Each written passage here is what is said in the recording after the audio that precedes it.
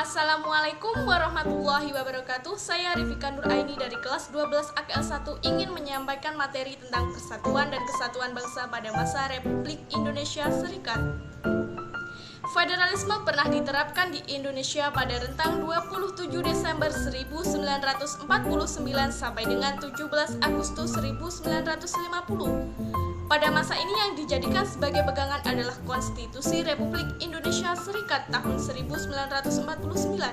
Berdasarkan konstitusi tersebut, bentuk negara kita adalah serikat atau federasi dengan 15 negara bagian, yaitu Negara Republik Indonesia, Negara Indonesia Timur, Negara Pasundan, Negara Jawa Timur, Negara Madura, Negara Sumatera Timur, Negara Sumatera Selatan, Jawa Tengah, Belitung, Kalimantan Barat, Banjar, Kalimantan Timur, Bangka, Riau, Dayak Besar, dan Kalimantan Tenggara.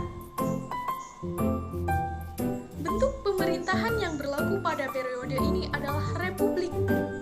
Ciri republik diterapkan ketika berlangsungnya pemilihan Insinyur Soekarno sebagai Presiden Republik Indonesia Serikat dan Dr. Andes Muhammad Hatta sebagai Perdana Menteri.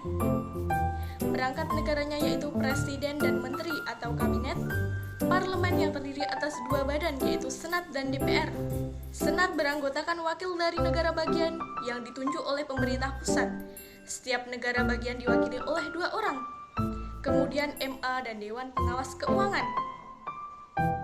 Sistem pemerintahan yang dianut pada periode ini adalah sistem parlementer kabinet semu atau kuasi parlementer dengan karakteristik sebagai berikut. Pengangkatan Perdana Menteri dilakukan oleh Presiden, bukan oleh Parlemen sebagaimana lazimnya. Kekuasaan Perdana Menteri masih dicampur tangani oleh Presiden. Hal itu tampak pada ketentuan bahwa Presiden dan Menteri-Menteri bersama-sama merupakan pemerintah. Seharusnya, Presiden hanya sebagai kepala negara, sedangkan kepala pemerintahannya dipegang oleh Perdana Menteri. Pembentukan kabinet dilakukan oleh Presiden, bukan oleh Parlemen. Pertanggungjawaban kabinet adalah kepada Dewan Perwakilan Rakyat, namun harus melalui keputusan pemerintah. Parlemen tidak mempunyai hubungan erat dengan pemerintah, sehingga DPR tidak punya pengaruh besar terhadap pemerintah. DPR tidak dapat menggunakan mosi tidak percaya kepada kabinet.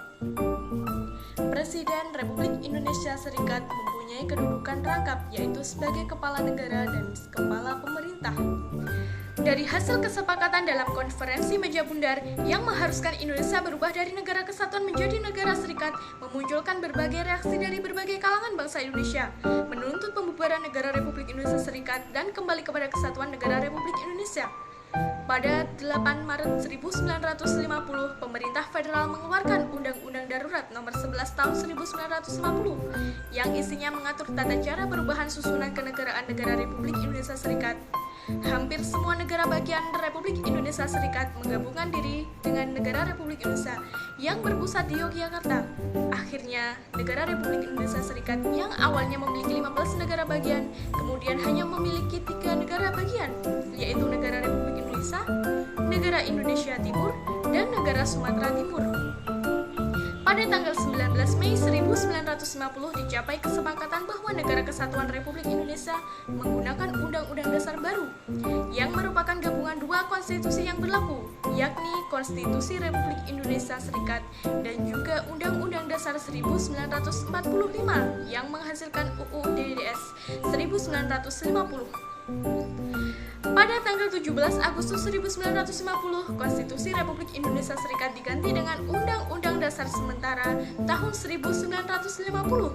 Sejak saat itulah pemerintah menjalankan pemerintahan dengan menggunakan Undang-Undang Dasar Sementara 1950. Masa Republik Indonesia Serikat terdapat 3 gerakan-gerakan separatis yang terjadi di beberapa wilayah Indonesia, yaitu yang pertama, Gerakan Angkatan Perang Ratu Adil atau APRA.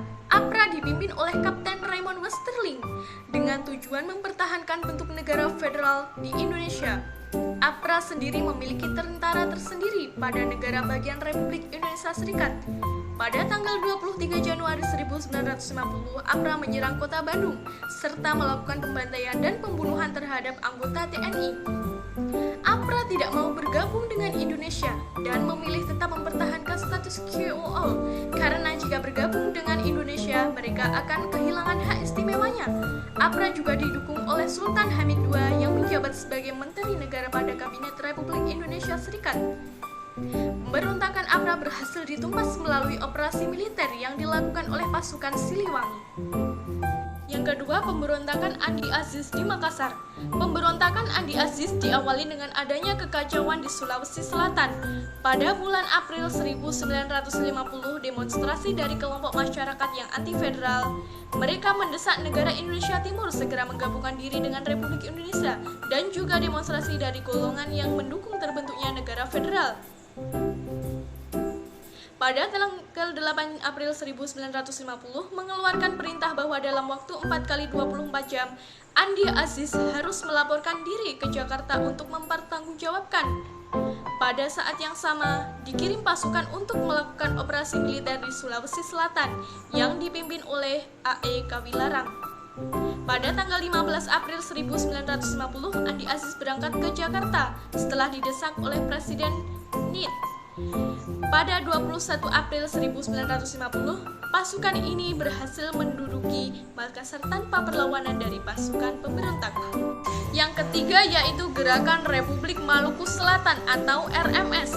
Mr. Dr. Christian Robert Stephen Soumegel menolak terhadap pembentukan Negara Kesatuan Republik Indonesia, memproklamasikan Negara Republik Maluku Selatan pada tanggal 25 April 1950, ingin merdeka dan melepaskan diri dan wilayah Republik Indonesia karena menganggap Maluku memiliki kekuatan secara ekonomi, politik, dan geografis untuk berdiri sendiri. Penyebabnya adalah masalah pemerataan jatah pembangunan daerah yang dirasakan sangat kecil, tidak sebanding dengan daerah di Jawa. Penyelesaiannya adalah ekspedisi militer yang dipimpin oleh Kolonel A.E.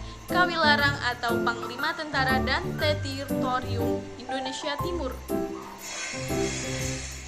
Demikian materi yang dapat saya sampaikan mengenai persatuan dan kesatuan bangsa pada masa Republik Indonesia Serikat.